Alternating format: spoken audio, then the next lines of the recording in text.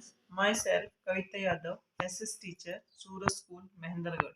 बेटा आज हमारा 10th क्लास का इकोनॉमिक्स का लेसन नंबर 3 चैप्टर होगा आज money and credit.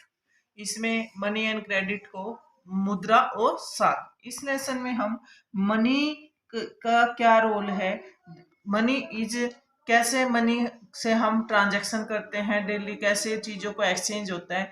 Money is something that can act a medium of exchange. जो पैसे हैं वो मीडियम ऑफ एक्सचेंज है, यानी कि हम कोई चीज लेना चाहते हैं, पैसे देके उसके बदले में वो चीज ले सकते हैं। लेकिन अब पहले जब रुपीज या करेंसी नहीं आई थी, इसके इन्वेंशन से पहले लोग कैसे एक्सचेंज करते थे, वो करते थे बार्टर सिस्टम से।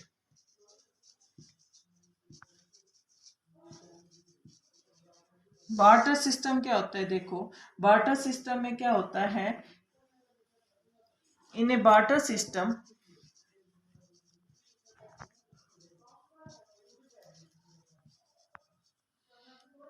where goods are directly exchanged without the use of money.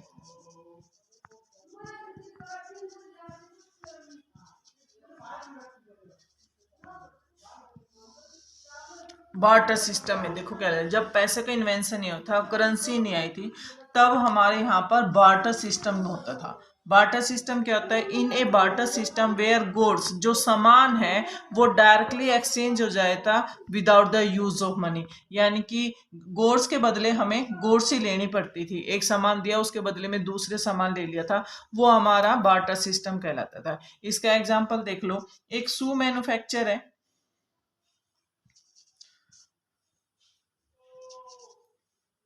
एक व्हीट प्रोड्यूसर है, एक पोर्ट मेकर है। एग्जाम्पल है ये। अब ये क्या होता है, इन बार्टर सिस्टम में क्या होगा, पहले ये देखो बार्टर सिस्टम में क्या होता है। जो शू मैन्युफैक्चर है वो व्हीट प्रोड्यूसर के पास जाएगा, उससे व्हीट ले लेगा, बदले में उसको शूज दे देगा। पोर्ट मेकर जाएगा व्हीट वाले के पास, व्हीट में प्रोड्यूसर के पास, व्हीट प्रोड्यूसर उससे पोर्ट ले लेगा, बदले में उसको व्हीट दे देगा।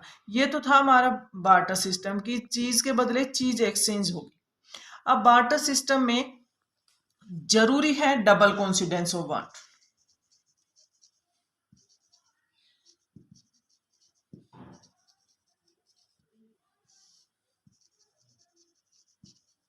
Double coincidence of what. Barter system तभी सक्सेस होगा जब हमारे पास डबल कोइंसिडेंस ऑफ वाट्स होगा।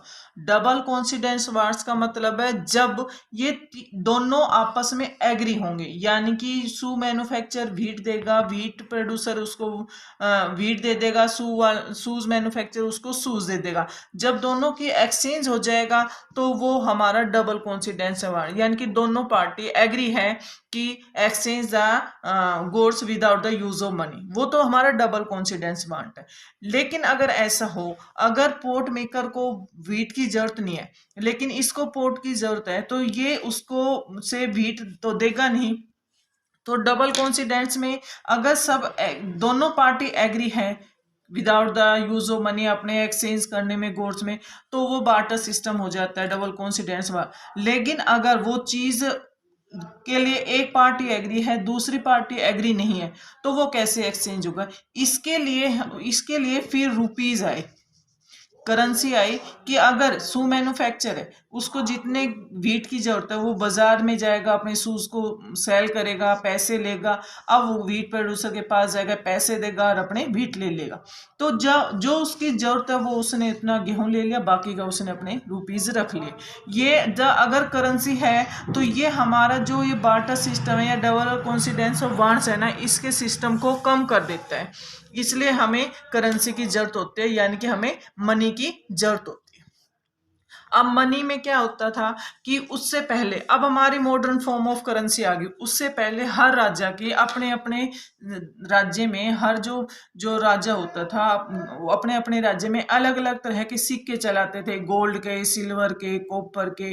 वो उन क्वाइंस के अकॉर्डिंग अपने काम चलाते थे कि भाई इन ये हमारे एज ए रुपीज का काम करेगी। उसके बाद हमारे आगे modern form of currency. Modern form of currency में हमारे आगे क्वाइंस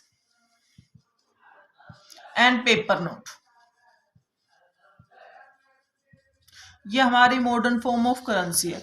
अब ये करेंसी को इशू कौन करता है, कौन इसको अथोराइज करता है? भारत में जो हमारी करेंसी है उनको इशू करता है RBI, reserve bank of India के पास अथॉरिटी है कि वो हमारे इसको इशू करे करेंसी नोट को। Who issue the currency note in India? किसके पास अथॉरिटी होती है? आरबीआई के पास। आरबीआई के पास ये अथॉरिटी होती है कि वो हमारे करेंसी को इशू करे। अब इसमें जो सबसे बड़ा रोल है पैसों का लेना देना, लेना आना जाना, चीजों का लेना, इनमें सबसे बड़ा रोल है हमारे बैंक का, बैंक्स में। अब बैंक्स का क्या रोल है वो देखते हैं। अब सबसे बड़ा रोल है बैंक का। बैंक एक मीडिएटर का काम करता है। हु है सरप्लस मनी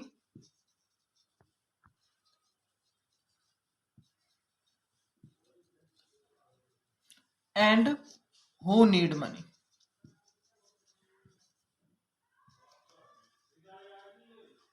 बैंक एक मीडिएटर का काम करता है, एक जिसके पास पैसे सरप्लस में उनके बीच में, और जिसको पैसे की जरूरत है कैसे। अब इसके लिए देखते हैं कि जो एम्प्लॉयर होते हैं जिनको सैलरी मिलती है उनको सैलरी मिल गई, सैलरी में जो उनका खुद का खर्चा होता है वो रखे, बाकी का जो एक्स्ट्रा पैसा होता है यानी कि जो सरप्लस है वो बैंक में डिपॉजिट कर देता है, और बैंक उस पैसे, इससे जो उसके मनी है वो सेफ हो जाते हैं, और बदले में उसको बैंक इंटरेस्ट भी देता है। ये तो है जिसके पास सरप्लस मनी है, जो अपने पैसे को, जिससे उसका पैसे सेफ हो जाता है, बैंक में डिपॉजिट कर देता है, बैंक उसके बदले में इंटरेस्ट देता है। अब हु नीड मनी, इसके लिए भी बैंक की जरूरत है। अब जिसको लोन की जरूरत है, जिसको पैसे की जरूरत है, वो बैंक से लोन लेगा और बदले में बैंक से वो इंटरेस्ट देता है। यहाँ पे तो बैंक जो है वो जिसने डिपोजिटर्स है उसको इंटरेस्ट देता है, यहां जिसने लोन लिया है उससे वो इंटरेस्ट लेता है। इससे जो बैंक होता है यहां पर लो इंटरेस्ट होता है, इंटरेस्ट रेट हमें कम देता है जब ये लोन किसी को देता है, जब ये अपने पैसे को लोन में देता है, जब लोन वापस लेते हैं तो ये हाई इंटरेस्ट रेट लेता है।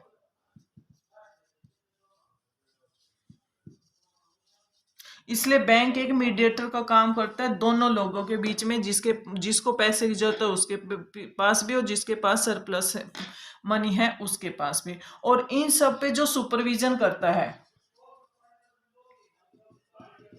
वो आरबीआई है। आरबीआई इन सब बैंकों पे सुपरविजन करता है कि सारे बैंक किसको तो पैसे लोन में दे रहे हैं, कितने रुपीज लोन में दे रखे हैं, क्या उनका इंटरेस्ट रेट है, क्या सिर्फ वो एक जो हाई जो लोग हैं यानी कि जो अमीर लोग हैं, रिच पीपल, उन्हीं को इंटरेस्ट रेट दे रहा है, या गरीब लोगों को भी दे रहे हैं, नहीं दे रहा, कि सभी को इसका बैंक का बेनिफिट मिले। I hope you will understand this topic very well. Thanks. Have a nice day.